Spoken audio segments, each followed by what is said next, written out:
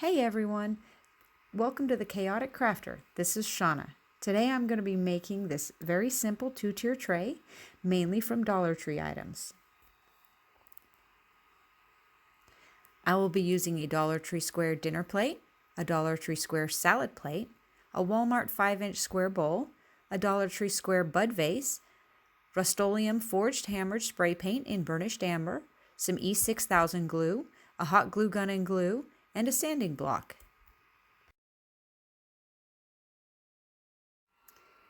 I'm going to start by taking a sanding block and I'm going to lightly sand the outsides of both the bowl and the bud vase.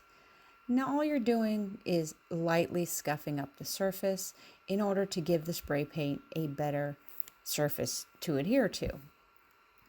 This is not an absolute necessary step, but it does help inhibit chips and scratches.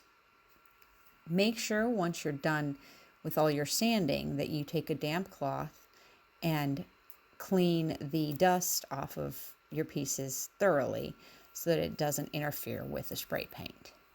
Now I'm going to take both the plate, the dinner plate, and the salad plate, and I'm just going to do the same thing and scuff up the areas, this time where I'm going to be gluing the bud vase in the bowl.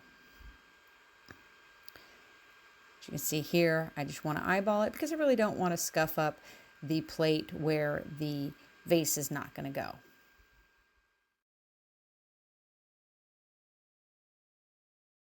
Now that I've got everything sanded and cleaned up, I am ready for spray paint, and I'm going to be spray painting them with this Rust-Oleum Forged Hammered spray paint in burnished amber. And for video purposes, of course, I've already gone ahead and spray painted a set and let them dry. And as you'll see here, one of the things I like about this paint is it adds some texture and some color variations that give it some depth.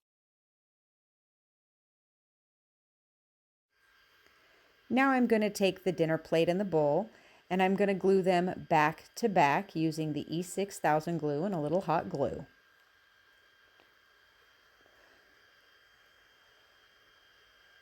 As you can see here, I opted to use the needle nose attachment on the E6000, and that's something I really don't suggest. While it allows you to have a nice controlled thin line of glue, it really takes a lot of pressure to get that glue moving. It also can cause an issue that'll be highlighted in just a minute. Now I'm just running the glue along the bottom lip of the bowl where the bowl is going to be coming in contact with the bottom of the plate. Once I have all of the E6000 applied, I'm going to go ahead and add a drop of hot glue to the center of the bowl. Quick tip when you've got to add a new glue stick, add a drop of glue to the end of it and glue it to the existing glue stick, and that'll stop the new glue stick from falling out of your glue gun. Now I'm going to line up the bowl on the back of the plate, making sure it's centered and squared. I'm going to look at it from multiple angles just to make sure that everything is lined up properly.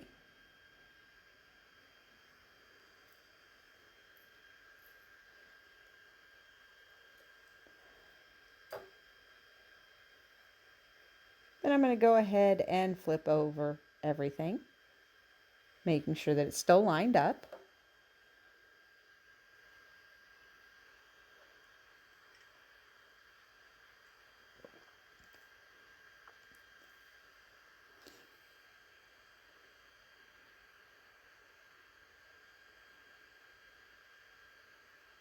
Now I'm going to take the bud vase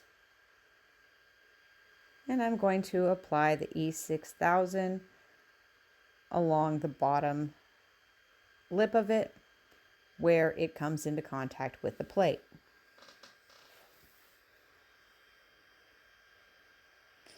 Now here we're going to highlight one of the other issues with the needle nose tip.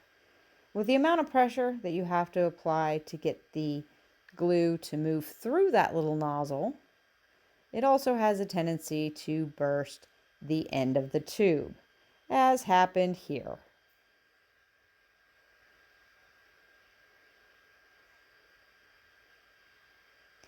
At this point, I'm going to give up using the nozzle and just going to use the back end of the tube.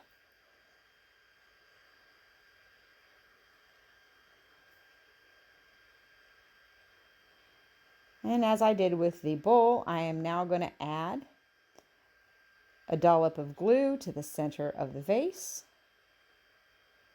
And then I'm going to center and square up the vase on the plate. Now, most plates have a center point that you can see that'll allow you to eyeball it a little bit better.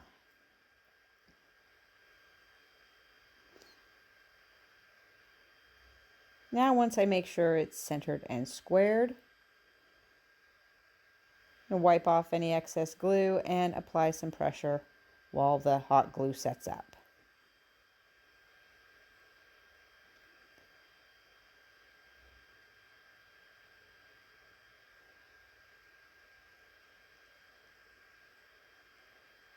Now, once again, I'm going to be applying E6000 glue, this time to the top edge of the bud vase.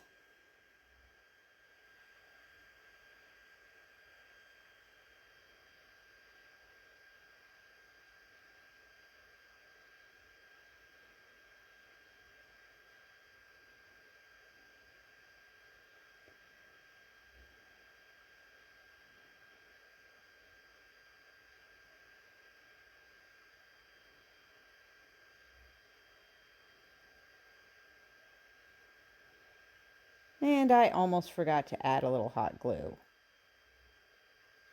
So I'm just going to add a little hot glue and a couple of points on the top of the vase. And then once again, center and square the top plate. Now here's another little tip when buying your supplies. If you're buying a plate, you want to make sure that it is flat. I did not realize, even when I did my dry fitting, that this plate was slightly wonky.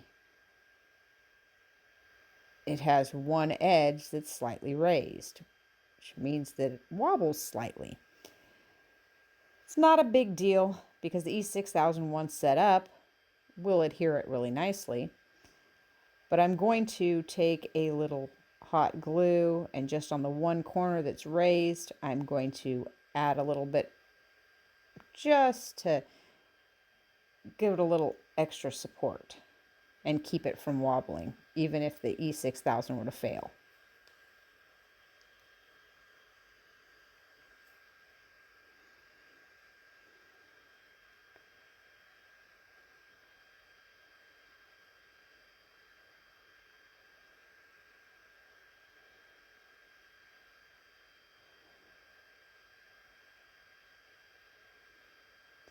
And once you have everything in place, glued together, you want to add a little pressure, wipe up any excess glue you may have. In my case here, it's the hot glue. And the last thing I'll do is I will add a little weight to the top, set it aside, and let it set for 24 hours to make sure that E6000 is completely set up.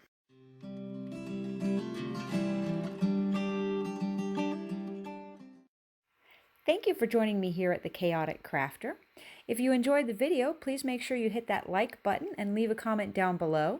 If you'd like to see more videos by me, make sure to hit that subscribe button. And I'll see you next time.